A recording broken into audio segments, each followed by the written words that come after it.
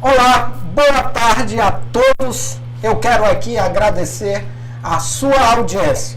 Dizer que Fatos Não Esquecidos tem hoje a maior riqueza que um programa pode ter. É justamente a sua credibilidade. Nos últimos dias, tenho sido abordado por centenas de pessoas, por mensagem no WhatsApp, pessoalmente, e as mensagens que recebo é as pessoas dizendo assim: campeão, não pare, continue, não se cale diante da maldade, denuncie, fale da injustiça e promova a justiça. Eu quero agradecer as pessoas que têm me parado nas ruas, nos restaurantes, em todos os lugares da nossa cidade, e o pedido que eu tenho recebido das pessoas é justamente esse: não pare. E eu quero dizer que esse é um compromisso entre nós aqui do Fatos Não Esquecidos e você. Fatos Não Esquecidos não vai parar, pelo contrário, nós estamos ainda mais fortes e vamos vir melhor ainda. Interessante que agora nós temos uma programação bastante interessante.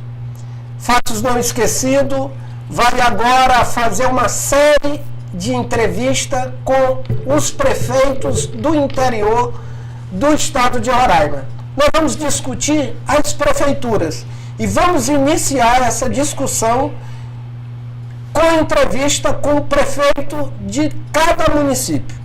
Então, nosso primeiro entrevistado já foi acordado, o prefeito Jonas Chagas.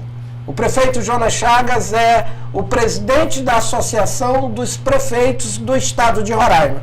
Na próxima semana, nós estaremos aqui em Fatos Não Esquecidos discutindo a história do município do Bonfim, a gestão atual do município e as problemáticas que passam os prefeitos do interior do estado de Roraima. E o sucesso de experiência exitosa. A discussão da política municipal vai ser pauta aqui de Fatos Não Esquecidos. E nós estaremos aqui levando a notícia com a verdade e enfrentando todos aqueles que são os promotores da injustiça e da mentira. Falando em promover injustiça e mentira, me lembro do ex-senador Romero Jucá e do Deb. Ultimamente, os meios de comunicação do ex-senador Romero Jucá e da ex-prefeita Tereza, promovido pelo seu apresentador principal, o Deb, e aí é importante dizer aqui que quando chove em Boa Vista, me parece que só chove na maternidade. Lá no Hospital Santo Antônio, de acordo com o Deb, não chove. Lá pinga. Então, é aquela música lá do Sérgio Reis, e essa casa tem goteira, pinga em mim, parece que é a cabeça do Deb. Portanto, o Fatos Não Esquecidos vai sempre enfrentar um bom debate. E falando em bom debate, eu quero lembrar que eu recebi também dos moradores do bairro Santa Luzia, ali perto da empresa Pau Brasil. Pais e mães de famílias estão nesse momento com lágrimas no rosto, com filhos e crianças, tendo suas casas onde já moraram lá há mais de 10 anos, está sendo derrubado pela Prefeitura Municipal de Boa Vista, sem dar a eles nenhuma oportunidade de morar em outro lugar. E filhos, crianças, garoto que nasceu e hoje já está com 10 anos, está vendo o celular sendo derrubado pela Prefeitura Municipal de Boa Vista. Num ato sem piedade, sem coração. É o prefeito Arthur aprendendo com a sua genitora política, Tereza Surita, atacando, derrubando casa, causando sofrimento para as pessoas mais frágeis da nossa sociedade. Eu estarei sempre aqui, enfrentando e denunciando todas essas injustiças promovidas por esse grupo. Mas também, no estado de Roraima, nós temos uma grata satisfação de ter personalidades que fizeram a nossa história, que fazem a nossa história e que é a certeza de que nós, aqui em Roraima, teremos um futuro melhor. Fatos não esquecidos, tem uma meta de trazer aqui, no nosso programa, pessoas que fazem, que fez e que farão a história do nosso estado.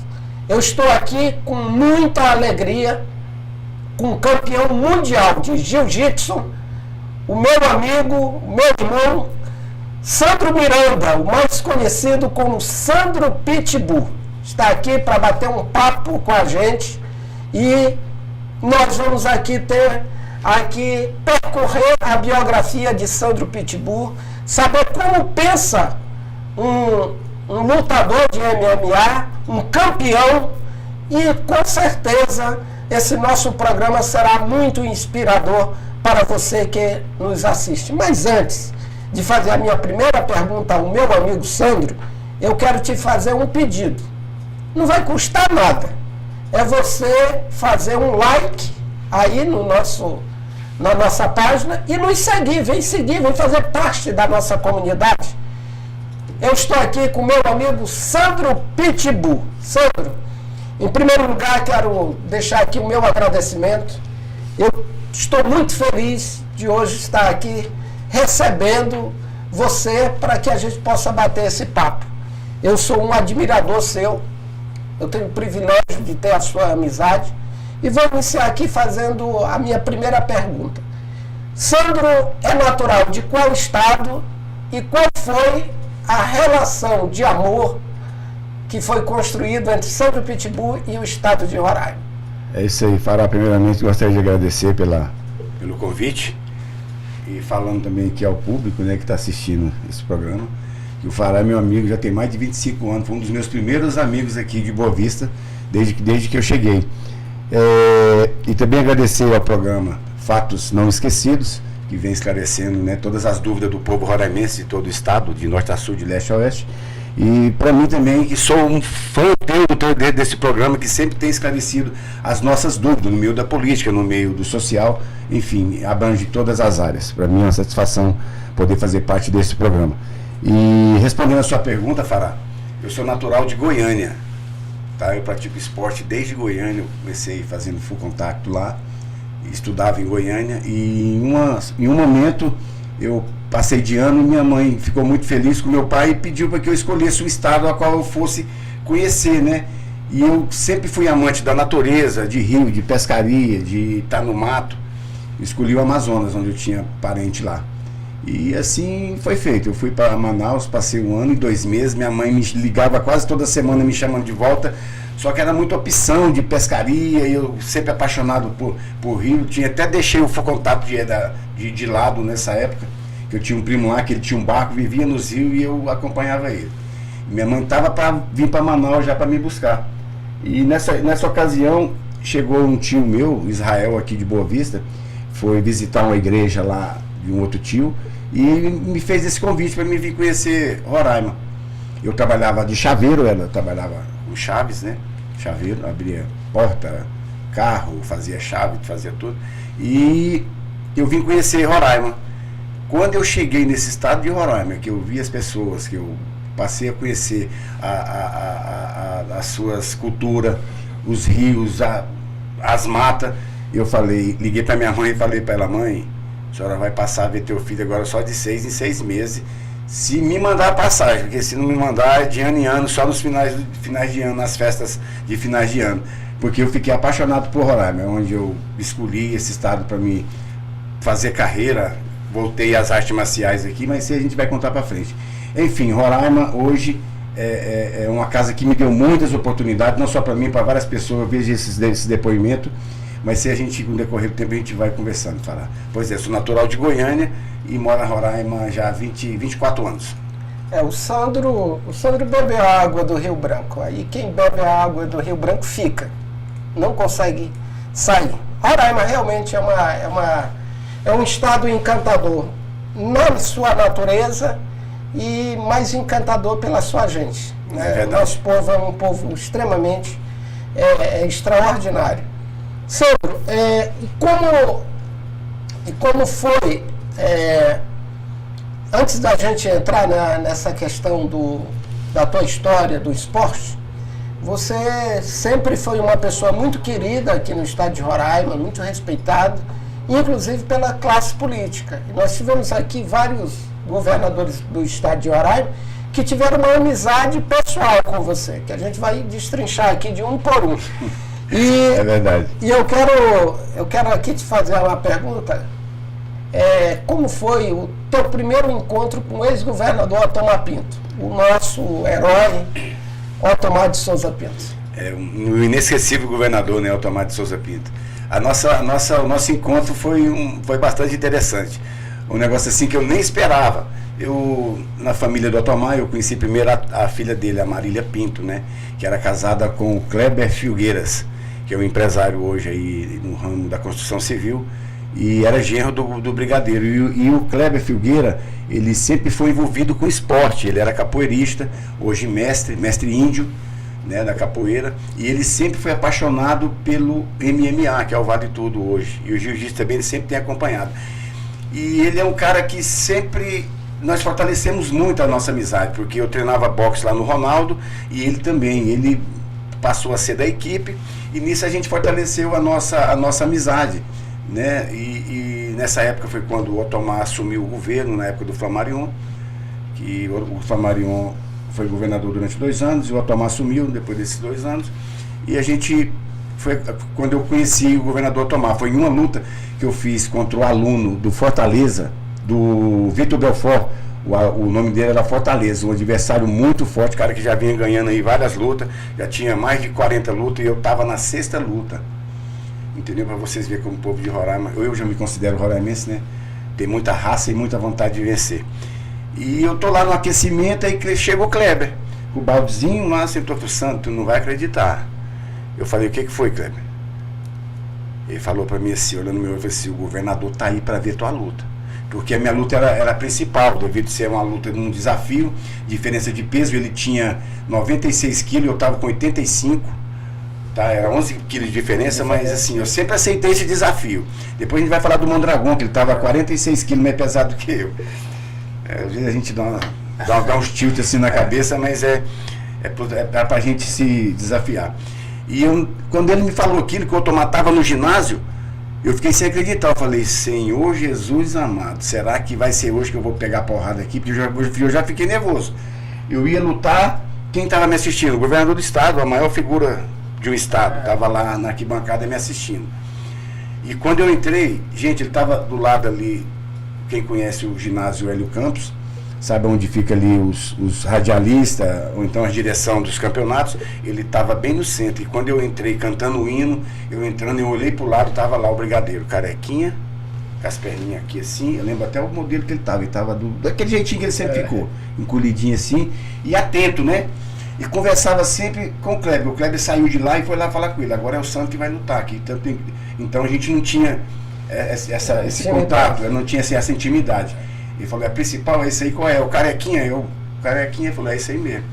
Graças a meu bom Deus, Faradilson, a luta não passou do primeiro round. Eu estava tão nervoso, tão empolgado em vencer aquela luta para demonstrar ao povo do nosso estado e ao governador que estava ali. Foi no primeiro round mesmo. Enfiei uma esquerda no queixo dele, que foi só essa mesmo. E ali ele ficou. Foi nocauteado. Foi. Aí o Kleber ficou lá e o povo. Aí o Kleber falou, Sandro, o governador está te chamando. Ele quer ir lá, ele quer te dar os parabéns. Eu falei, não pode, tá acontecendo. Peguei e fui lá com o governador. E ele, com aquela voz dele carinhosa, aquele jeito dele humilde que sempre teve, me deu os parabéns e perguntou qual era a minha modalidade. Eu falei, a minha modalidade é o jiu-jitsu. E ele me perguntou quanto é. A gente bateu um papo ali de 1 minuto mais ou menos. E dali em diante, ele passou a me convidar para andar com ele pela cidade, pelos estados, que o Kleber sempre acompanhava ele. E eu sempre ia com o Otomar. Esse foi o nosso primeiro encontro, foi no ginásio de arte marcial. Legal. Uma experiência, hein? Muito interessante. É verdade. E até quando ele faleceu, eu estava do lado dele. andando com ele, a filha dele, o Kleber Filgueira, que era muito próximo também. E assim a gente fez a nossa amizade durante aí uns 4 anos, 5 anos, 6 anos. Também, você teve uma amizade também com o ex-governador Neudo Campos. Eu me lembro que teve uma luta sua, que tu entrou até com a música do ex-governador Neudo Campos. E como é que foi também essa relação de amizade? Como conheceu o ex-governador? O Neudo Campos foi outro fato bastante interessante. Era assim, o Neudo Campos era candidato a governo e do outro lado era o Anchieta. Era Neudo e Anchieta. Acho que todos conhecem esse fato, né, nessa campanha. E eu era do lado do Neudo Campos. Eu andava com o Neudo, andava com os filhos do Neudo Campos, Eduardo, Guilherme, Emília. A gente sempre estava interagindo junto. Eles praticavam esporte também. E a gente estava sempre junto. Viajando, eu fazia aqueles eventos do Caracaranã. Quem estava na época lembra? Eu lembro. Tá aqui nosso amigo Alex também da produção, que lembra do Caracaranã, estava lá em todas, tá? Fiz 6 anos, 6 vezes o Alex estava lá. Alex estava lá. Cliente, né? Ela cliente, figurinha carimbada da gente lá. E nisso, outro fato muito interessante, Pará. A luta foi na Vila Olímpica, no ginásio da Vila Olímpica. O Renatão era segurança do Anchieta e eu me coloquei também como segurança do Neudo Campos. Então rolou na cidade que era Neudo contra Anchieta. Não tem aquele cara que treina 12 horas por dia, eu treinava 24, porque eu não queria perder nem na luta, entendeu? Então a gente foi bastante comentada essa luta. E o Renatão era um adversário muito forte, que ele sempre foi atleta também da capoeira, tinha muito mais físico do que eu, acho que era 6 quilos de diferença do Renato para mim. E assim a gente entrou lá. Só que eu não esperava o Neudo Campos lá no ginásio, sentado no lado do ringue. Entendeu? Quando eu entro no ringue, quem tá ali que levanta e vem pegar na minha mão? Neudo Campos, Pereirinha e o Macau. Quem lembra do Macau, policial civil, uma personagem também aqui no nosso estado, amigo do grupo. Ele veio e pegou na minha mão e falou: Sandro, não perca essa luta. Eu falei: não, pode deixar comigo. Aquilo me deu uma força, entendeu? E ali eu fiz. Ganhei do Renatão no primeiro round. Quando foi no segundo round, eu finalizei ele numa chave de braço, uma chave chamada Kimura. E ali a gente venceu a luta. Fui lá com o Neudo Campos, batemos algumas fotos e assim a gente também cortamos a nossa amizade, entendeu? Passei a ser amigo dele e andar mais próximo dele. Esse foi o segundo, né? O Tomar e Neudo Campos. Interessante. O Roraima tem essa proximidade entre o povo e o governador. Por sermos ainda um estado pequeno, proporciona justamente a gente ter esse contato. Mas a gente tem um amigo em comum também, que eu tenho profunda admiração e sei do teu carinho, do teu respeito com ele, é do atual senador Messias de Jesus. Messias, ele já teve aqui no nosso programa, foi um dos nossos entrevistados, inclusive, uma biografia fantástica, fantástica. Eu recomendo a você entrar na nossa página e assistir de novo lá a entrevista do senador Messias de Jesus. História belíssima, que é nosso amigo, que é amigo do Sandro, e é uma grande personalidade do estado de Roraima. E aí eu quero fazer essa pergunta: como é que foi o teu encontro? Como tu conheceu o Messias de Jesus? Eu conheci o Messias na época do Otomar, na época do Otomar também.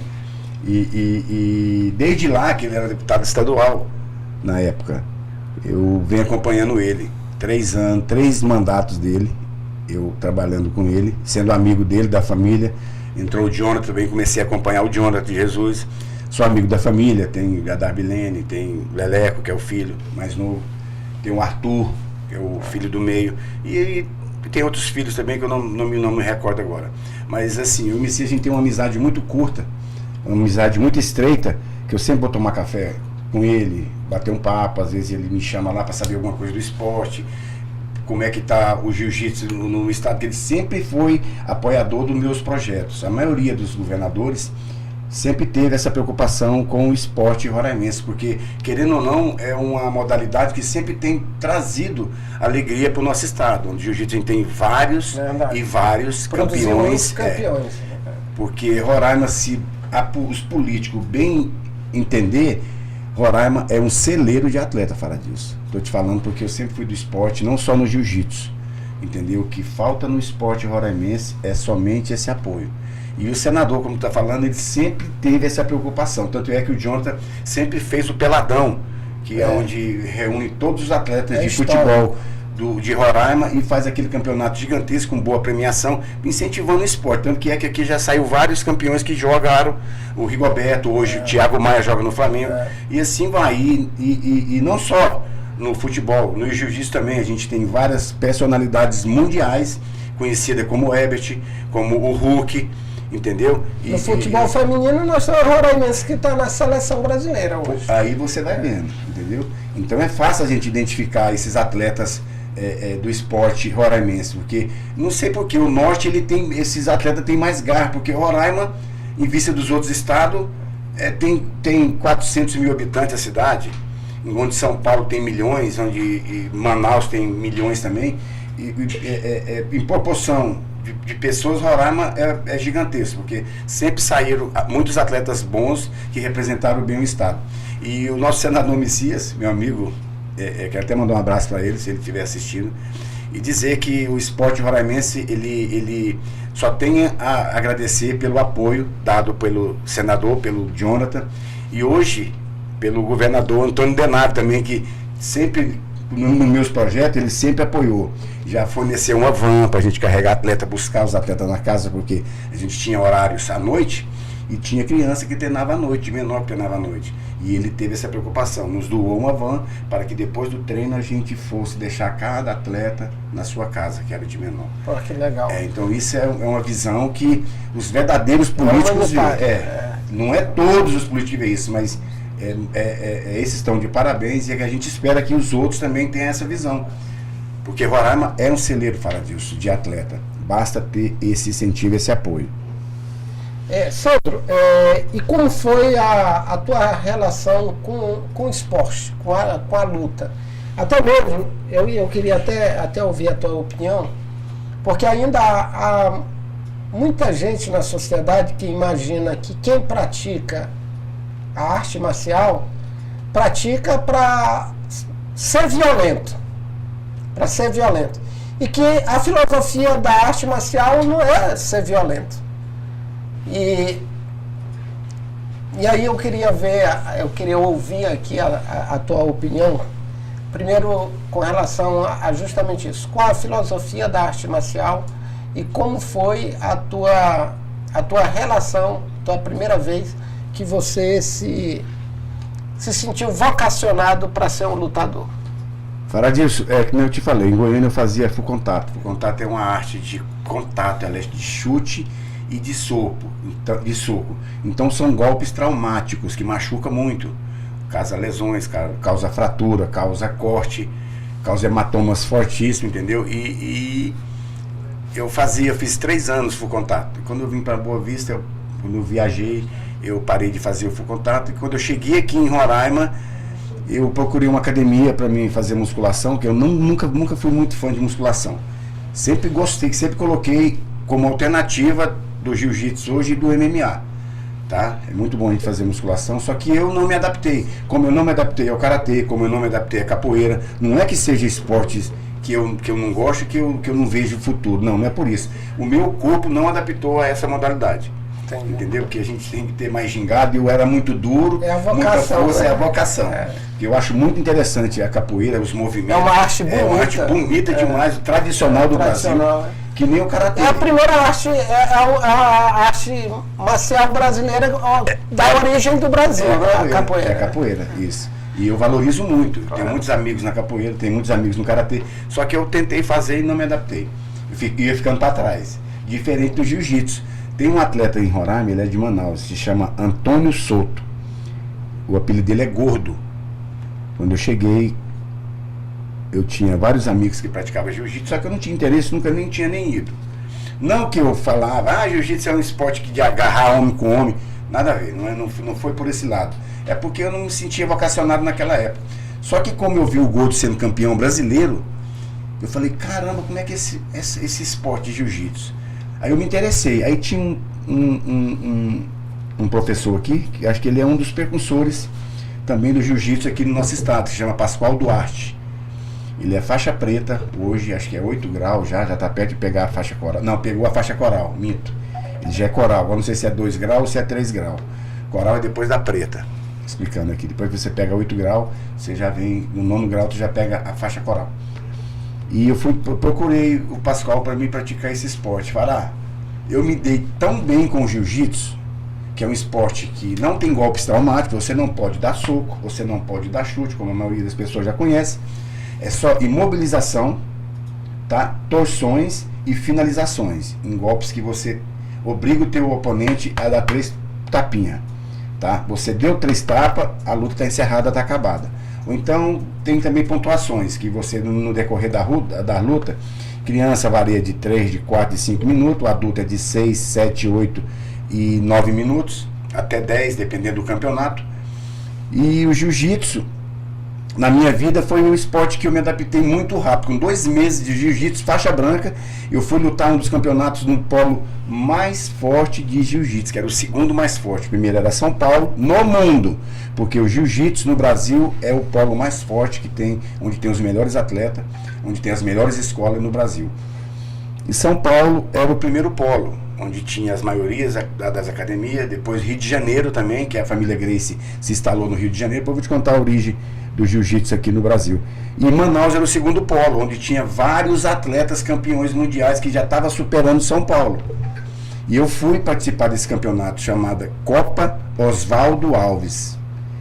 É uma das copas mais fortes que tinha. Eu fiz 5 lutas. Eu fui campeão amazonense de jiu-jitsu. Ninguém em Roraima acreditou que um roraimense ia sair daqui com 2 meses de jiu-jitsu, ia chegar em Manaus, ia fazer 5 lutas e iria ser campeão. Pois eu fiz essa façanha. Oh, que legal. O Pascal não acreditou. Sandro, tu fez quantas lutas? Eu fiz 5 lutas. Tu foi campeão, tá aqui a medalha, Pascal. Ninguém estava acreditando. Entendeu? E eu só aprendi um golpe. Eu finalizei 3 somente com um golpe, com a americana. Um golpe de braço. Eu treinei tanto esse golpe que quando eu caía na posição, eu pegava e finalizava. E daí veio a minha carreira. Oh, interessante. Qual foi o teu primeiro título brasileiro? Como é que foi a emoção de olhar e dizer, sou campeão brasileiro? Fará, eu fui primeiro campeão mundial. Do Foi brasileiro foi depois. Foi depois. Né? Eu peguei faixa azul e fui pro campeonato mundial. Quem deu o avião, eu lembro como se fosse hoje, foi o Otomar. Era um avião de 12 lugares, foi 12 atletas. O piloto, tinha um que era o asa, o outro eu não me lembro quem era o copiloto. O piloto era esse senhor e o copiloto era o asa, um piloto bastante famoso aqui no estado. E fomos 12 atletas. Tá? E nessa ida ninguém foi campeão. Eu fiquei em 4º lugar. Por uma medalha eu era 3º lugar. Eu falei, eu não vou desistir. Se eu treinei 2 horas, agora eu vou treinar 4. Pro ano que vem eu tá aqui de novo. E no ano seguinte eu fui. Fiquei em 4º novamente. Falei, não vou desistir. Aí peguei a faixa roxa. Aí fui para o Rio de Janeiro já no dia sequente, no dia seguinte. E Fará, eu fiz 6 lutas. Fiz 3 lutas de manhã e 3 lutas à tarde. E consagrei campeão mundial. Pô, que legal. Fui campeão mundial. E aquilo para mim me deu uma alavancada muito grande na minha carreira. Porque as pessoas começaram a ver o jiu-jitsu por outro lado. Que nem aquela história que você falou. Depois eu vou entrar nesse mérito de qual é a ideologia da academia. Porque tem pessoas que pensam que o jiu-jitsu é para quem quer dar porrada na rua. Depois a gente vai falar sobre isso. E depois de campeão mundial, Fará, eu peguei um ritmo, que eu comecei a treinar muito mais, ia para Manaus para ter mais conhecimento. Aí focou mais. Aí eu foquei mais, como atleta de jiu-jitsu. Começava a treinar, treinava aqui, aí passava um mês em Manaus, voltava, treinava 2 meses aqui, sempre focando nos campeonatos nacionais, lutando nos campeonatos estaduais também, que eu sempre competi em Roraima, sempre competi em Manaus. Em Roraima eu estou invicto, em Manaus eu estou invicto. Parei de lutar, hoje não luto mais, jiu-jitsu. Hoje só dou aula. Então, assim, Depois do Mundial, eu fui campeão brasileiro, fui campeão pan-americano e campeão sul-americano. Acho que eu sou o atleta que mais tem títulos de campeonatos internacionais aqui no estado de Roraima. Não de campeonatos mundiais, que tem a Fafá, né, que é a Fabiana, que ela tem mais medalhas de mundiais do que eu. Então, eu vou falar com ela para ela vir aqui no nosso programa. A Fafá, ela é uma atleta muito forte, entendeu? O porte dela para uma mulher. Tem muito peão pequeno aí que se cair na mão da Fafá, ela rapidinho ela finaliza os caras. Eu te falo porque eu conheço e já treinei e já lutei com ela. Não lutei, já treinamos muito. Treinou, né? Não dá pro cara casar com uma mulher dessa e querer brigar com ela, não. Vai pra pé, cedo. Mas, Sandro, a gente falou também dessa questão da filosofia, né? Filosofia da arte marcial. E qual é a filosofia do jiu-jitsu? Fará, eu acho que não só no jiu-jitsu, eu acho que em todo campo, em toda modalidade, a gente tem esse assombração. Porque, assim, se você tem um filho, se o teu vizinho pratica jiu-jitsu, se ele é um cara que usa aquela modalidade para brigar na rua, tu vai ter coragem de deixar teu filho praticar essa modalidade? Seja bem sincero. Não. Você não vai deixar. Porque tu vai ter o vizinho como espelho. Entendeu? Mas nem sempre é assim. Acho que em 10 academias, uma tem essa índole de não importar com o caráter do atleta. Porque uma academia de esporte, acho que não só o jiu-jitsu, acho que em todas as modalidades. Eu, por exemplo, eu tenho 13 anos de projeto social, perto de 14 anos. Eu sigo uma linha. Atleta meu, se brigar na rua, se for mal na escola, se brigar com o irmão em casa, se não obedecer mãe e pai, e se essa informação chegar até a mim, ele vai receber uma punição. Se brigar na rua, ele está expulso da escola. Porque eu não dou aula, eu não ensino ninguém a usar o que eu aprendi na academia para me levar para a rua, para me pegar um leigo que não sabe nada e só calha a porrada dele. É como se você desse uma arma para uma pessoa e dizer, você pode atirar. A mesma coisa, não muda nada. Porque o lutador de jiu-jitsu, ele é uma arma branca. Eu que conheço a modalidade, eu mato um cara que é leigo em questões de segundo. Porque eu sei os jogos fatais. Eu quebro o braço, eu quebro uma perna, eu te mato você com estrangulamento. Entendeu? Então, assim, temos que ter muito cuidado quando a gente vai escolher uma escola que a gente quer colocar os nossos filhos. Jiu-jitsu é uma modalidade muito importante, tanto para homem quanto para mulheres. Porque nas redes sociais eu já cansei de ver mulheres que dominam ladrões, mulheres que dominam estupradores, porque ela praticou o jiu-jitsu, que é uma ótima preparação para a sua defesa pessoal. O jiu-jitsu, ele tem isso. Entendeu? Porque aonde eu pegar no teu braço, eu quebro ou a mão, ou o teu cotovelo, ou o teu ombro. Entendeu? E um ser humano com o braço quebrado, com o braço prensado, ou com o pescoço engasgado, não tem tesão para fazer nada. Não tem tesão para fazer mais nada. Ou você se entrega, ou então tu vai ser quebrado o braço, ou então tu vai desmaiar. Então essa é a importância. Mas é bom que os pais incentivem os seus filhos a praticar esporte. Tanto jiu-jitsu, tanto karatê, qualquer modalidade. Isso é muito importante. É uma direção de vida, Fará. Entendeu? Porque tu fortalece o teu ego. Entendeu? Tu forma uma direção de vida, porque um bom professor, ele não ensina somente eu não ensino somente a arte marcial. Eu ensino como você se comporta na rua, formação de caráter. Entendeu? Porque eu não aceito que você discuta com a tua mãe, porque antes de eu me inscrever o aluno no meu projeto, eu tenho uma conversa com o pai. Tu quer que teu filho treine aqui? Tem. Então, tudo que acontecer com ele na aula, todo mês eu peço um relatório do professor, como é que ele está na aula. Dos pais eu peço um relatório dele, como é que ele está atuando em casa. Porque a primeira importância do professor com o atleta é fazer ele se apaixonar pela modalidade. Entendeu? Porque a partir do momento que ele se apaixona pela modalidade, fica fácil de eu dominar ele. Ou você obedece a tua mão, então você vai sair do esporte. Aí ele já freia. Quando ele vai fazer uma besteira, ele já imagina, não vou teimar, senão eu vou pegar uma suspensão da academia. Então é isso. Mas tem muitos professores que não se preocupam, Fará. Entendeu? De direcionar o atleta dessa forma. Eu tenho hoje atleta que é médico, aluno que é médico, atleta que é empresário, atleta que é advogado. Em todas as linhas empresariais a gente tem atletas que passou pela minha mão, que hoje chegou a essa direção. E os pais agradecem, porque essa é a nossa direção. É isso que o esporte proporciona, né? O esporte bem direcionado causa. É uma direção de vida, não só na academia, mas na rua, para a sua vida pessoal, para o seu casamento, para a sua relação na sociedade. Isso é o mais importante no esporte. Sandro, nós tivemos aqui uma luta que foi muito comentada aqui no estado de Roraima, porque foi uma luta desproporcional de tamanhos entre você e o Mondragon. Mondragon. Como é que foi esse desafio? E como foi a loucura de enfrentar aquele monstro? Porque o cara é grande pra caramba. Ele é uma montanha de música, aquele cara. Assim, ele é um cara muito humilde, fala. Ele é muito profissional, pô. Só que ele cometeu um erro aqui em Roraima de falar que não tinha ninguém que lutaria com ele. Não tinha homem em Roraima para enfrentar ele. E hoje, naquela época, tinha muitos atletas muito mais fortes que eu pesava 86 quilos. E ele com 102 quilos, 104. Mais músculo, né? Só de músculo. Quem conhece o Mondragon conhece. Quem conhece o Mondragon é quase 2 metros de altura, entendeu? E só músculo. E eu era o Davizinho e o Golias perto dele. Só que a história foi o seguinte: ele chegou em Roraima e disse que não tinha ninguém que enfrentaria ele. Não tinha homem aqui em Roraima. Eu falei, Ronaldo, se você aceitar ou não, eu vou casar minha luta com esse cara, que eu vou me engatar com ele no cacete lá em cima daquele ringue lá, dá o que der, meu irmão. Mas que em Roraima tem homem, tem. Pra lutar com ele, tem. Eu posso é perder.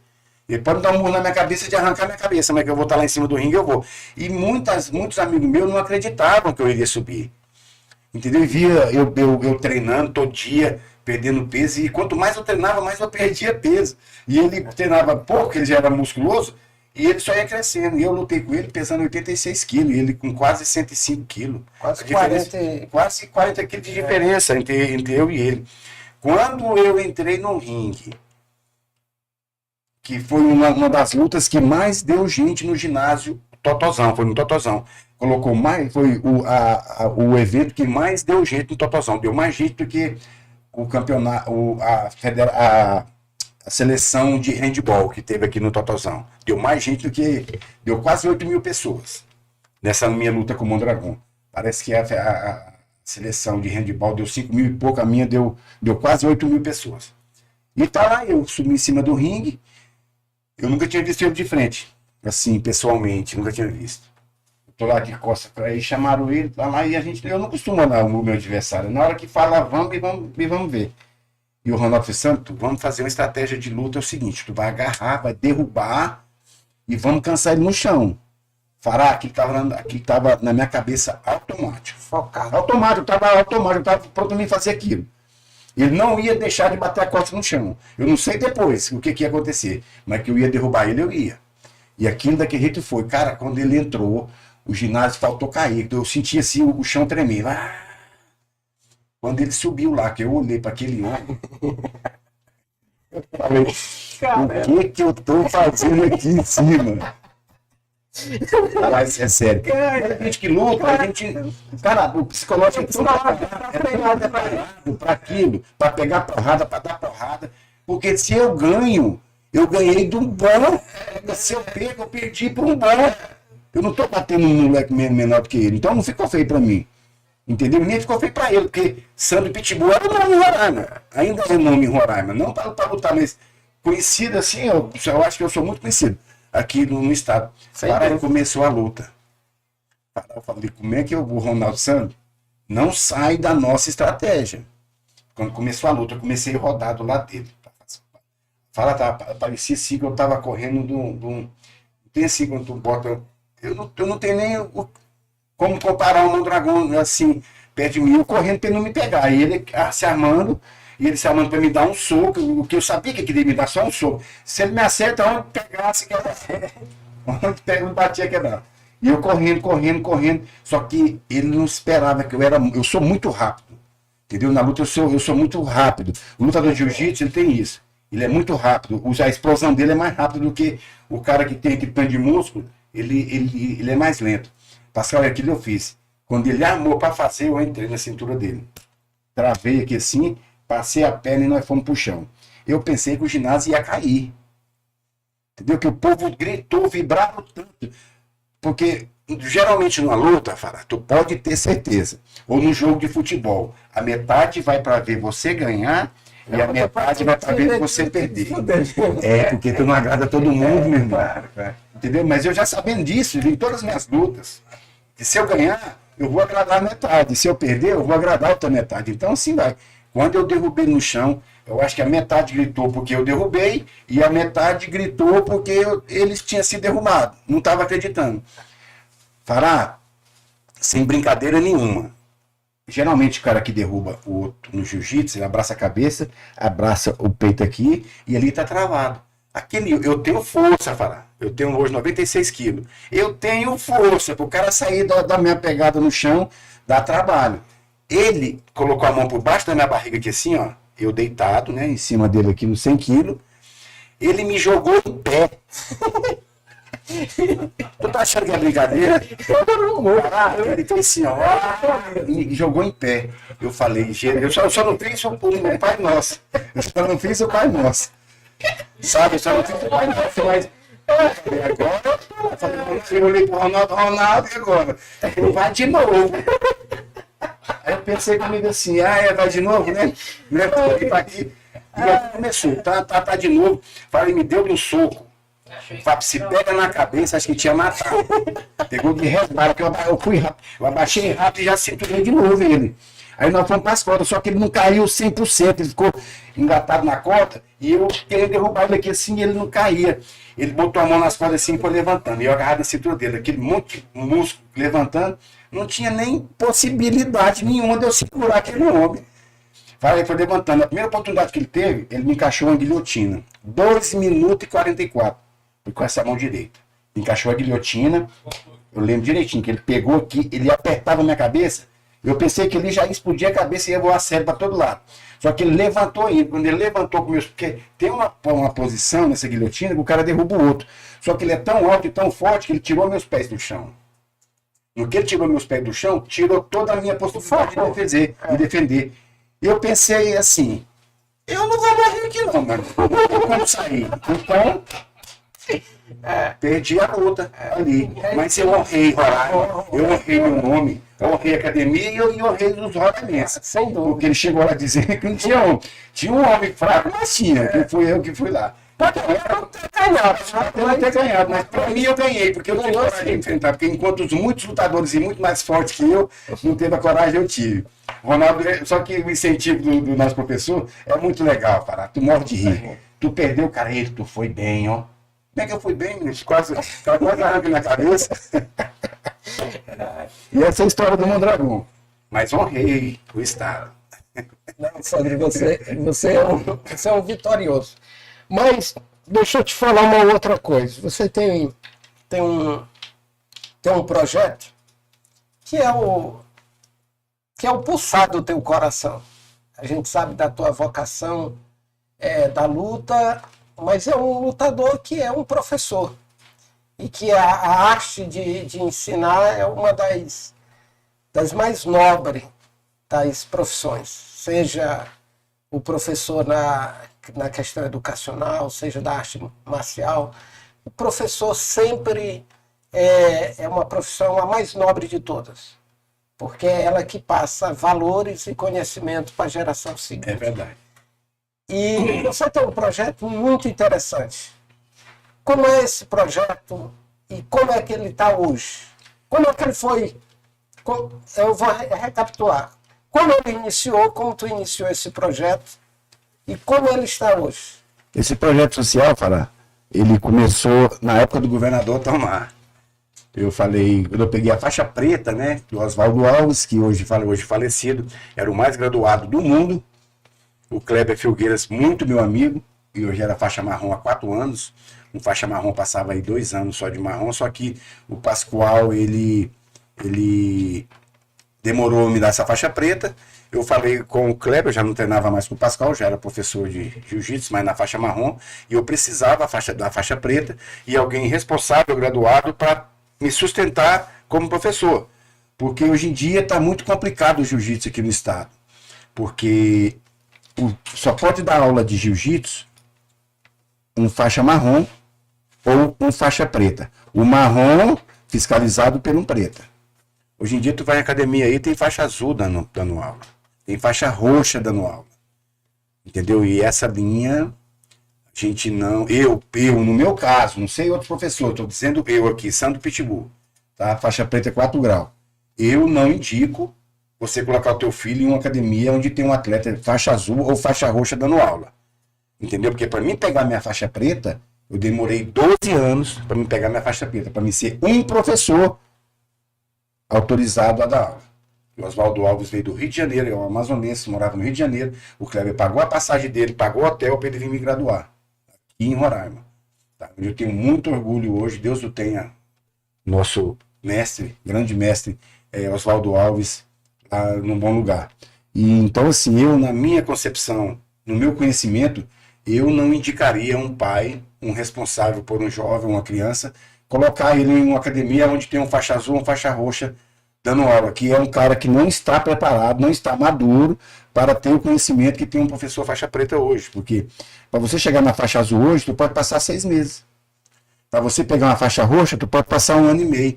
Qual é o conhecimento que um atleta de 1 ano e meio de jiu-jitsu vai ter para dar aula? Eu passei 12 anos. Não está preparado. Não está preparado. Não está preparado. Pode ser responsável, pode ser, mas não está preparado. Para quê? Para uma lesão, entendeu? Porque nem sempre as academias pedem um exame médico do teu filho para treinar na academia. Eu sempre pedi dos pais. Eu quero um documento onde o médico me dê total aptidão física do teu filho para que ele seja autorizado a treinar jiu-jitsu. Porque a criança pode sofrer do coração, pode ter uma epilepsia, pode ter pressão baixa, pressão alta. Então ele tem que estar apto a praticar o jiu-jitsu, porque o jiu-jitsu é um esporte que onde te suga muito o teu organismo. Esforço físico é muito tenso, o jiu-jitsu. Então, assim, tem todo um requisito para que eu colocar um aluno meu, um parente meu, um sobrinho, um filho, treinar em uma academia onde tem um faixa azul, uma faixa roxa dando aula, entendeu? Porque é aquilo que a gente veio conversando aqui no começo desse nosso assunto agora. Direção de vida, entendeu? Conhecimento. Como é que eu vou poder ensinar um aluno a ser responsável pelos pais se nem um azul ainda tem todo esse conhecimento? Porque tu é faixa marrom e você ainda não sabe tudo. Como é que um azul vai ter esse conhecimento? Uma preparação para te preparar teu filho, para não responder, para não desobedecer os pais, para não ser um mau aluno lá na escola, para não brigar com a coleguinha, para não brigar com o vizinho. Então tem toda essa preparação. No meu caso, eu não indicaria. Mas o faixa marrom já tem mais um certo conhecimento, mas ele tem que ter um responsável faixa preta por trás. Seu supervisor, para acompanhar. Tem que ter um supervisor por trás para estar dando aula. Ou é faixa preta, ou eu não indicaria. Entendi. É por aí. Sandro, a gente está chegando ao final aqui do nosso programa. Gostou? Foi da luta do Mondragão, né? Eu gostei. Gostou? A luta do Mondragão parece aquela minha luta com Marcelo Ribeiro. Era a mesma coisa proporcional. Eu sou um cara cego, aí até as pessoas falam, como é que foi aquela questão da luta? A luta não foi armada. Eu estava chegando na câmara. Sem óculos? Não, pra cima de mim. Te peitou, tu caiu. Eu tinha que peitar. Mas eu derrubei ele. Caiu. Mas a luta física nunca foi o meu forte, né? Agora, o cara vem pra te bater, tu tem que ir pro tapa com ele também. É verdade. Né? Então, é verdade.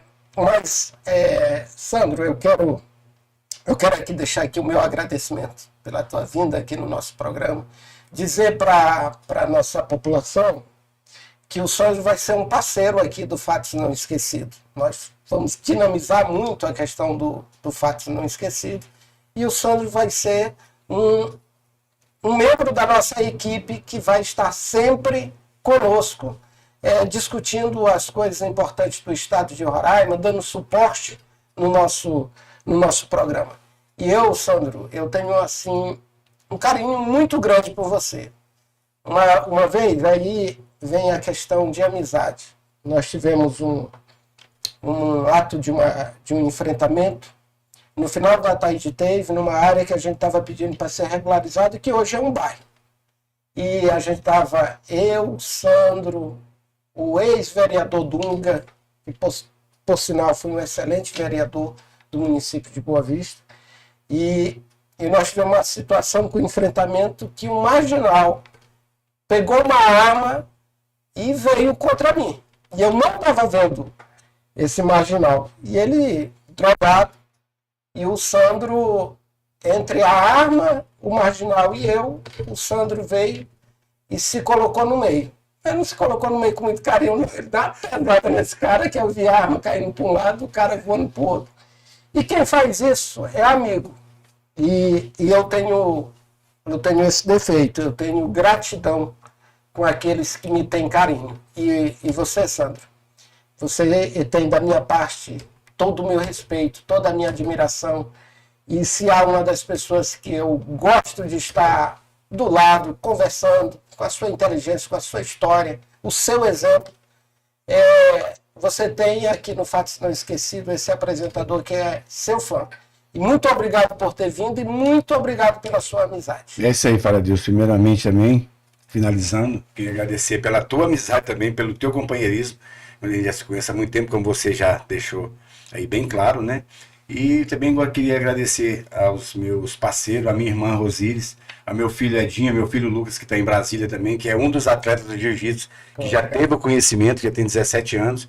Ao meu filho Edinho também, que não vai demorar muito também, já vai deslanchar por aí, porque filho é desse jeito, né? A gente cria, ele começa a nascer as penugинhas, cria asa, depois vai embora. Não adianta, não tem jeito. É você ter esse companheirismo, esse ensinamento, essa direção e mostrar para ele o caminho do mundo, como é que é, para que ele chegue lá e busque as ideias que você passou para ele de como seria esse enfrentamento. Então, um abraço, Mana, um abraço, Lucas, um abraço, Edinho, Fará e toda a equipe aí da produção, meu amigo Alex, que era o viciadinho do Caracaranã, não perdia um, e a todo o povo de Roraima. O Sandro Pitbull está aqui, defendendo o Estado, e também brevemente estarei de volta com o meu projeto social, que já está com 3 meses parado, e já vai voltar com força total, tá? Mas a gente vai anunciar aqui, nos Fatos Não Esquecidos, do nosso amigo Fará Mesquita. Grande abraço. Eu quero aqui agradecer ao meu amigo Sandro Pitbull pela belíssima entrevista, uma das entrevistas mais descontraídas que nós tivemos. Agradecer. E também quero agradecer você. Você que participa com a gente, que está nos assistindo agora ao vivo e que depois vai estar nos assistindo. Muito obrigado. Você é o nosso maior tesouro. E eu quero fazer um pedido aqui para você. Você não vai pagar absolutamente nada e fazer isso e nem vai doer. Pelo contrário, vai despertar em mim uma gratidão enorme em você fazer parte da nossa comunidade. Então venha nos seguir a nossa página, vem fazer parte desse coro. Eu quero convidar você para fazer parte. Siga a gente. E nos dê uma moralzinha também, faça um like, dizendo que gostou. Gostou aí da entrevista do Sandro, do nosso bate-papo. E venha participar dessa grande revolução da comunicação proporcionada pelo Fatos Não Esquecidos. Eu quero deixar aqui o meu agradecimento a todo mundo que participou, a nossa equipe, e dizer o seguinte, que o Fatos Não Esquecidos também vai ter uma programação em todos os municípios. Nós vamos, a partir de sábado, a iniciar pelo município de Rorainópolis, vamos fazer uma enquete. E a enquete é qual o pré-candidato mais popular de cada município. Os 2 primeiros colocados de nossas enquetes vai ser o convidado para estar aqui no Fatos Não Esquecidos, discutindo o seu município. E nesse caso, a gente vai fazer Rorainópolis e na segunda-feira, vamos estar anunciando o pré-candidato a prefeito de Rorainópolis, que será convidado a estar aqui em Fatos Não Esquecidos, para debater o município e trazer a sua história e o porquê que ele está entre os pré-candidatos mais populares do município de Rorainópolis. No mais... Só me lembrando aqui, eu esqueci de um fato muito importante, Fará. Eu não podia deixar de agradecer essa pessoa. Há um ícone também do esporte roraimense, que é o nosso grande amigo Daniel Trindade, que está com um projeto social maravilhoso no município do Cantar, entendeu? Onde está ensinando a lavoura, a computação, e está com várias linhas do projeto social lá no Cantar. Inclusive, eu queria fazer o convite para ele vir também dar essa entrevista maravilhosa aqui no teu Fatos Não Esquecidos, juntamente com você, Fará. Na verdade, é uma questão de justiça, Sandro. É verdade. O Daniel Trindade, ele é um advogado roraimense com um operador do direito de uma intelectualidade diferenciada. E, além do mais, o Daniel, ele tem uma sensibilidade na questão social. É verdade. E o projeto que ele está fazendo lá no município do Cantar, com o Instituto, ele está levando educação. Mais de 60% da população do Cantar não tem acesso à internet. A internet, a questão computação, da computação, a digitalização, o mundo digital. E o Daniel Trindade, com seu instituto, está fazendo um trabalho belíssimo.